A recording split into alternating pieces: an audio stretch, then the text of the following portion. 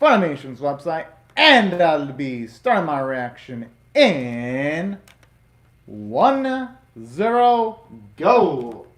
Oh, and I'm pumped up for this. Woo!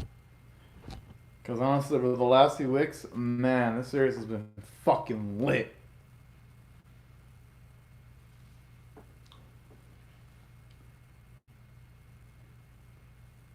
I just wonder what's going to happen with the implications of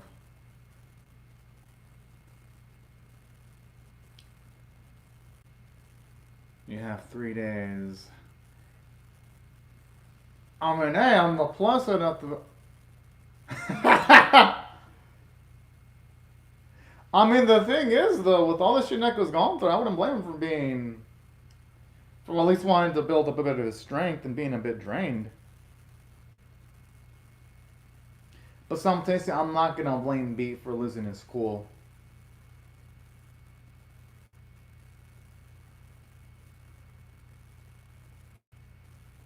I mean, that is the best option. And who knows, maybe they can find weaponry. Or they can't find weaponry, maybe... Yo, the people with the weapons look absolutely terrifying. And I like it. I just hope it isn't implying that there's gonna be some major noise, something that's gonna... Well, you know what? That might be the case. Considering how the series does things, things might get even more difficult for Beat and Nick, well, more than it already has been anyway. Speaking of which, I actually noticed that touch, but I like how when it has Shiki, you see her looking at the clothing.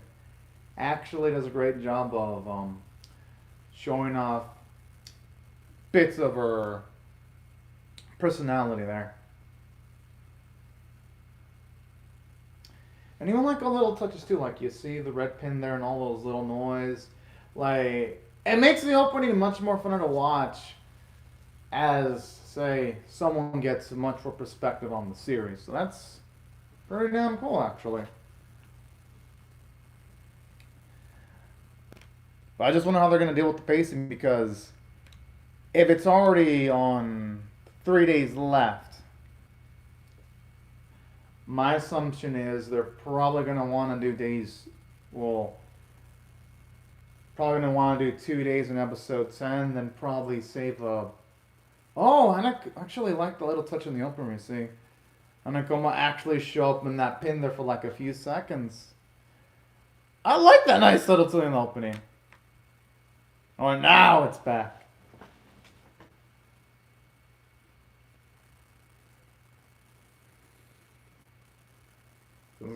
Yeah, it sounds like all people wearing the pins are possessed.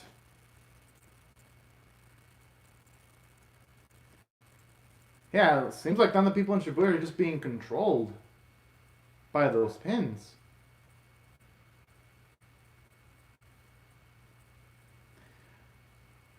The thing is, though, if they're going to want to resolve the situation, they're going to have no choice. But to get rid of the opposition that's in front of them, they're going to want things to return back to normal.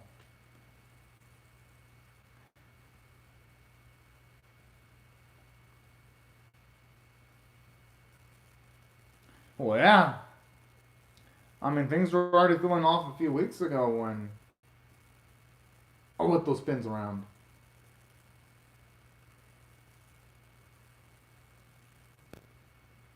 I mean, Neko's going to have to believe it at this point. The thing is, Mr. Hanikomo might have actually had that nice layer to him, towards him, just as a facade, though. That's the thing. I mean, that's life. I mean, not everything's just going to be in a black and white scenario. Sometimes it's going to be in shades of gray.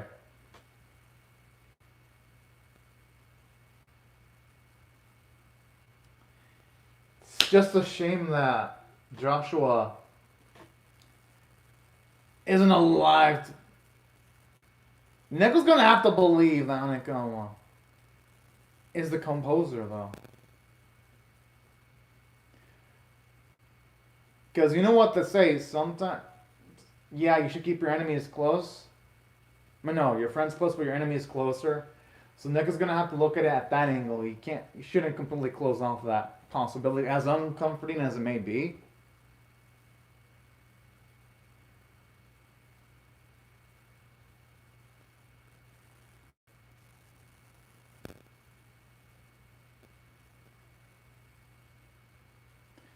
Yeah, they've been at most of the main places, so they might as well better off utilizing that pin that only officers can get into. Maybe that might be the way of finding Iron Fist, if they're lucky.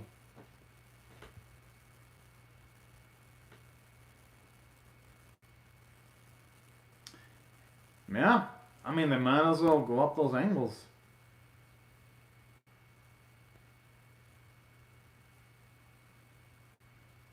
Hey Max, I'm assuming they're gonna save Cat Street for last, considering the narrative implications.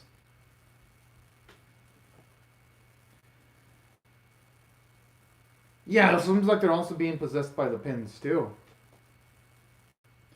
Yeah, that's really messed up though. That ain't just people that are being affected by the pins, but it's also the Reapers too.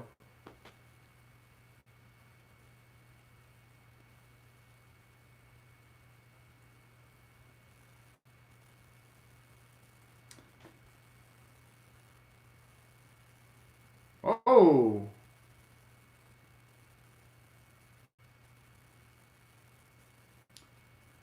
I'm actually surprised that some of these Reapers are going down with one hit, though, considering the builds up the Reapers have had over the last few, well, more like the earlier episodes in the series.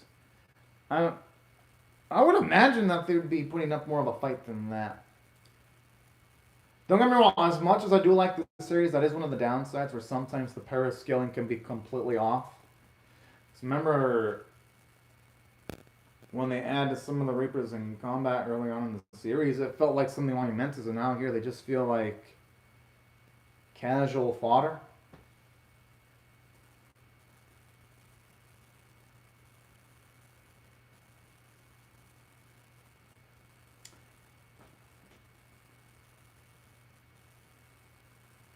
Oh, that's actually awfully sweet there.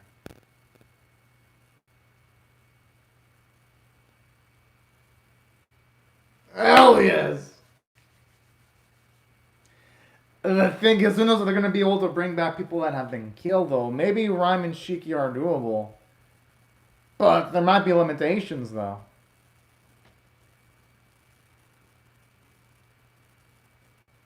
Regardless, it is a pretty damn cool goal that beats Gotham, I ain't gonna lie.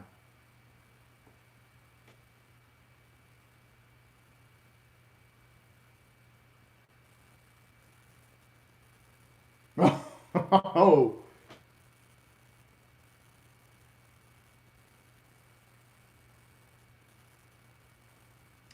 I just hope our boys can put his calculations completely out of whack.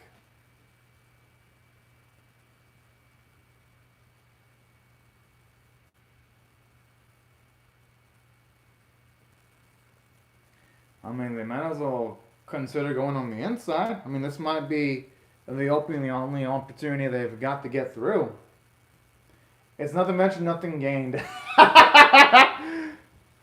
Oh. Well, that was really cute though when Beat didn't complete that.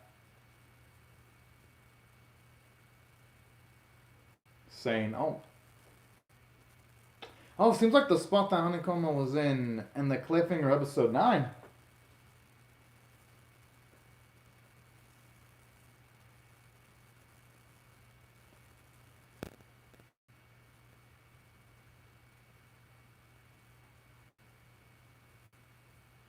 Oh, hey, that's pretty smart.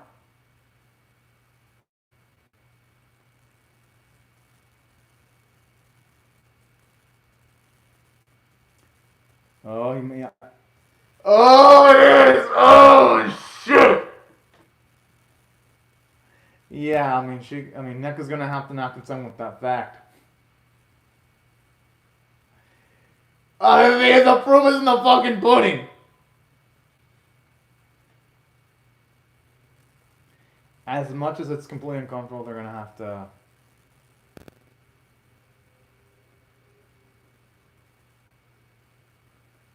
It really makes me feel bad though for Cardia and the lady though, because honestly, out of the Reapers, they were among the most likable.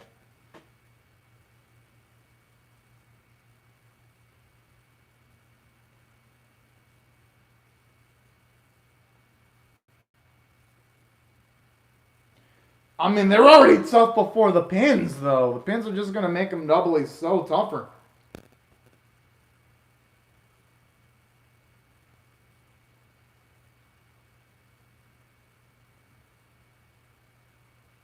It's a shame that they can't just rip the pins off during the fight, though. To at least see if they can get them back to normal, but I'm assuming it depends on just that. Yo, no, this is gonna really fucking sense now. I was gonna headbutt. Oh, or that works too. Yes! Yeah, that's what I was thinking. Maybe knocking the pins will actually make them go back to normal.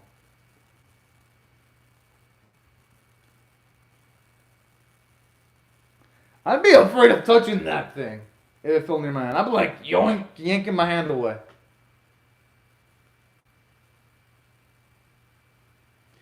I just hope they don't accidentally kill Cario. Oh, Cario, no.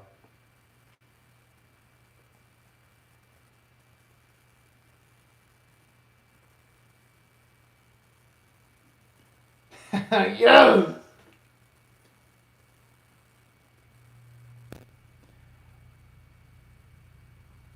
I mean, considering all the attacks they have, I'm not surprised that they completely knocked the fuck out. Hey, at least they're alive.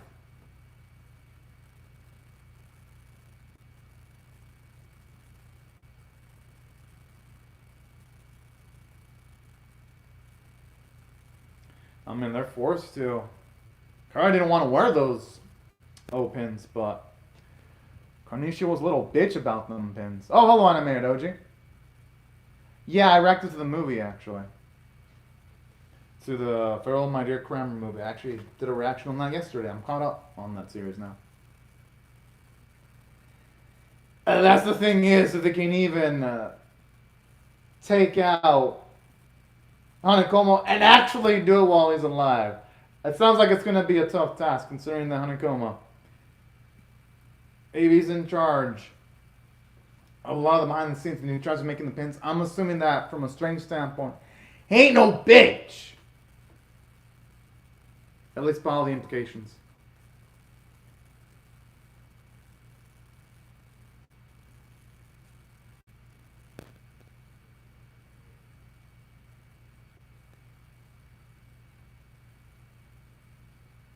I mean, I don't know, maybe to throw them off, maybe he might wreck his own place. But honestly, it is a confounding situation no matter what.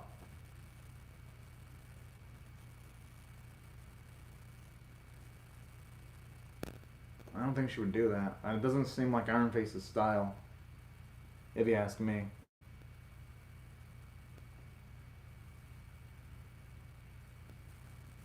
Oh! Fuck!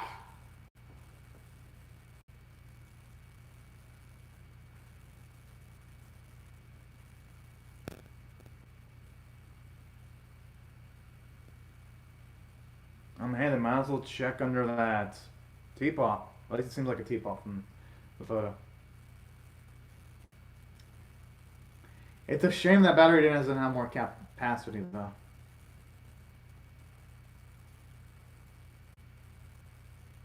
Oh.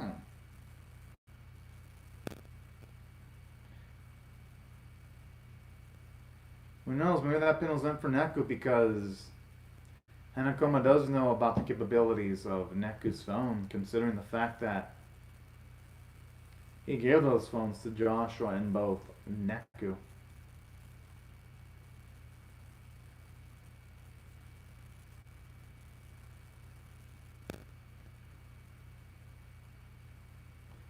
Although what kind of those look creepy as fuck.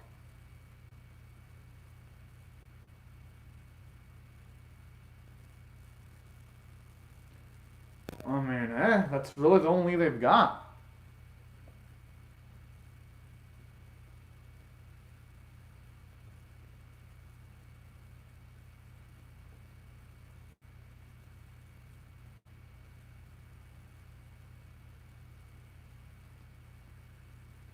Oh.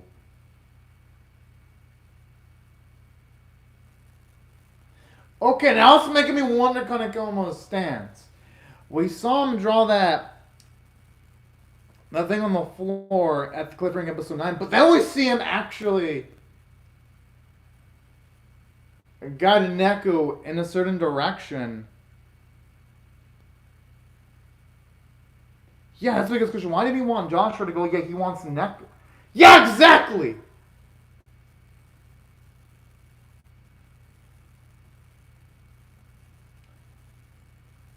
Now it's making you wonder if Hanakoma has some kind of connection with Neku. But I love it though. Like this series, it reveals answers, but it always reveals more questions. Oh,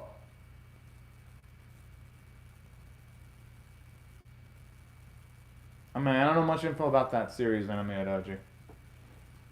About the detective series that you're mentioning about.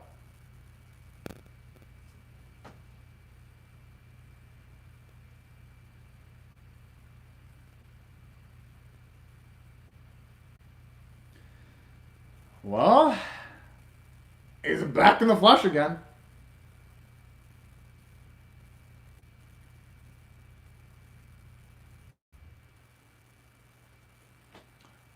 I gotta admit, that is pretty damn slick.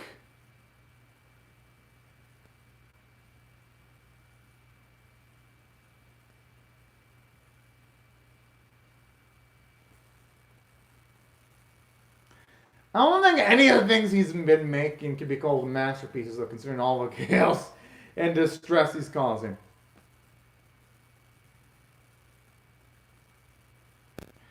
Okay, what a crazy motherfucker. On the positive side, though, that means if Neku and Beat are able to defeat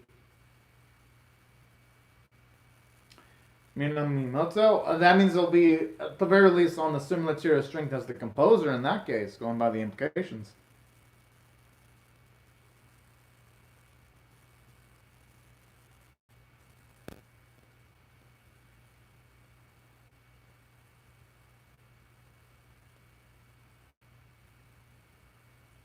Oh.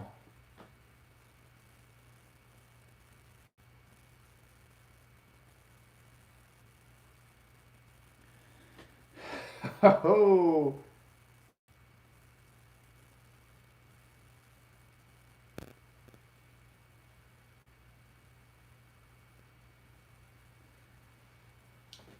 I just love how this episode's been chock full of a lot of revelations. It doesn't even feel rushed either.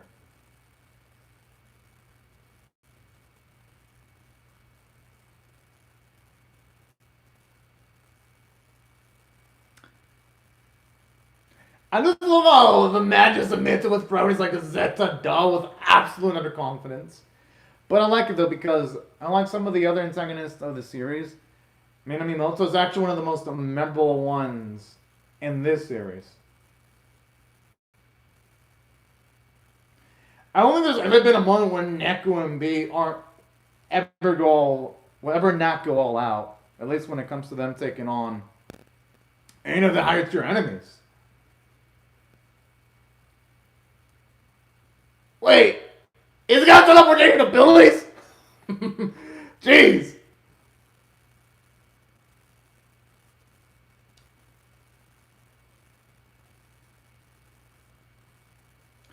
I'll be a tough dude. I don't think that's going to be enough to take him out. Did that thing just multiply? I mean, good thing our boy Neko's got the reflexes of a kitten because... Oh, yeah, I mean, not much it can do to attack an aerial attack. I gotta admit, that is some good choreography. Actually making sure that Neko gets out of the ground so that he can get a good hit on him while he's airborne is actually pretty damn smart.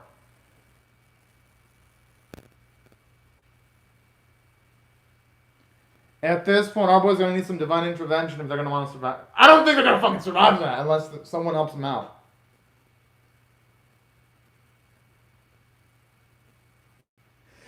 He considered it a warm up, despite all the power that he was actually pulling out. Okay, it's actually a miracle that beat, and Neko is still alive.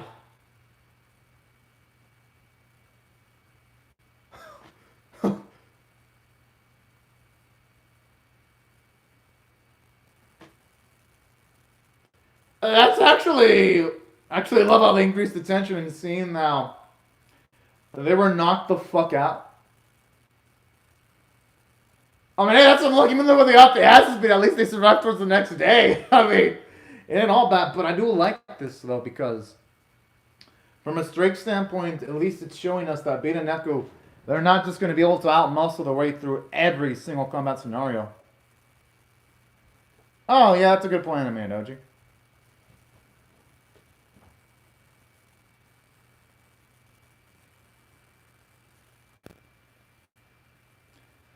Hell yeah, they can't keep a lady winning forever. Yeah! But hey, it wouldn't be B if you didn't have moments of shouting like that, though. That's part of what makes them endearing.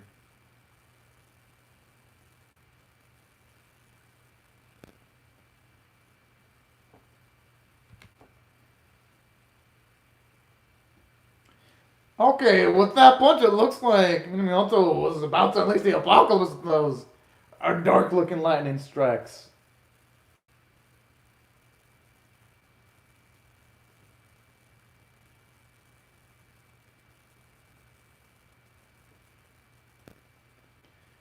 I mean, hey, at least they won't have to utilize that pin unless that pin has other purposes. I love how Beat says I was already chat as fuck. Oh, that's actually what I've been liking. Just those moments where you see Beat and Neko just do their bro fist. Oh, that was with the smile on my face.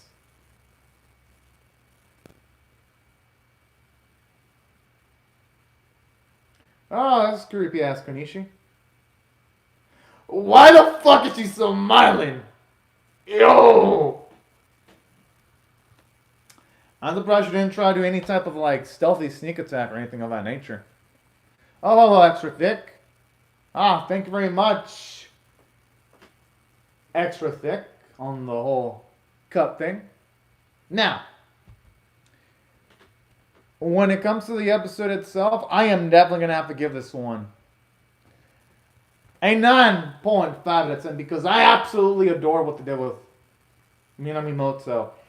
Because unlike some of the other villains in this series that sometimes feel like bitches, Mr. Minamoto is far from that. I mean, the man! He was the one that killed Joshua. He literally knocked both Beat and Neko into the fucking ground as if they were nothing in this episode. And yet the man has still got enough ambition to want to find Mr. Hanekawa. I'm like, dude! He is by far the best antagonist of the World Ends With You series. I mean, Konishi is pretty damn cool too, though, I ain't gonna lie. I do love how she's caused a lot of emotional turmoil that Beats had to deal with in that scene when they first introduced her, when she kicked both Neku and Beats' ass, was pretty impressive. But man, Minamimoto, oh, the Arrow Reckoning. But Minamimoto, he was like in a whole different layer of badassery. And that's what I love about this series. That it turned one of its weaknesses in having a lack of engaging antagonists. Oh, that's pretty cool, Anime Doji. Good choice, because Soma Spider is a really darn good series. But I love how lately this series, it turned what it used to be a weakness, because at least the first arc in the series, the villain, well, the first Game Master they introduced, you really couldn't call him much of a character at all. But pretty much after that, it's been smooth sailing for the series, and it's had some pretty damn engaging fights, engaging antagonists. And that's what I love about this series recently. Then aside of turning one of its weaknesses into its strength, what I love in here too is just the denial on both the Beat and Neku into the possibility that Mr. Hanekoma could be one of the enemies they gotta deal with, just given the fact that, yeah, Hanekoma has been there to help out Neku and the others early on in the series. It makes sense that they wouldn't wanna, it wouldn't register in their minds instantly like, yeah, he's gonna be potentially one of the main bosses they're gonna have to deal with. And especially when Hanekoma does conflicting things, like help out Joshua, and then help out Neku in this instance, yet he withheld information that Joshua was looking for a while back. That's what I also really love about the last few episodes too. Shows you that when it comes to Hanekoma, there's more than meets the eye. And in addition to that, I love the pacing because at least for this week, they only really made progression of one day, and that's about it. It didn't rush itself too much, and that's also what I loved about it. Oh, that's pretty cool info, extra thick. Although I would have loved to have seen the episode and not known about that specific scene, though. But who knows? Maybe seeing an animation form will actually be different than just reading about what happens on that Fate Carnival episode. But yeah, I'm still excited for Fate to Grand Carnival, though, which I'll react to eventually. But yeah, that's another element that also went towards the favor of the episode, and I think that's what helped make it work out pretty damn freaking well. Now, aside from that, I did love some of the middle fight scenes, like when our boys took on Karia and company. I thought that was a cool fight scene. And in addition to that specific fight scene, I also love the fact that during all this, you just have multiple players involved. You got Hanako and his goals, you got our main crew like Beat and Neko having their goals. Then you got Minamimoto having his goals too, where he wants to cause terror and he wants to become the new composer. Like, all these elements just make this series pretty damn interesting, and it really hypes me up for episode 11. And on top of that, the visuals were pretty fucking good. And the artwork was nice. And the music was fucking clean as hell. And that's why I absolutely adored the episode. Now, oh, that's pretty interesting info, extra thick. And that's why I thought the episode was just great from start to finish. And on top of that, the voice performances were great. Now, in saying that, it is making me wonder how are they going to resolve everything in 2 episodes. But I guess since there is a sequel game, then I guess the only hope is for this series to do well enough so that it can get a sequel. Because my goodness, if the anime is this good, holy fuck, it's really going to make me want to play the games now. But yeah. These are my thoughts on the episode, y'all. I absolutely adored it. I'd love to hear your thoughts on how I feel about my reaction or the episode itself in the comment section below. Hope y'all rate the video, share it, comment, and subscribe. And before I go, I'd like to say thank you very much to Anime Doji and Extra Thick for commenting on the live chat. And for everyone else, thank y'all very much for watching. And I hope y'all have a fun, great, safe, and fantastic day, everyone. But anyways, y'all, I will see y'all later if you come back for more. Have a fantastic day, y'all.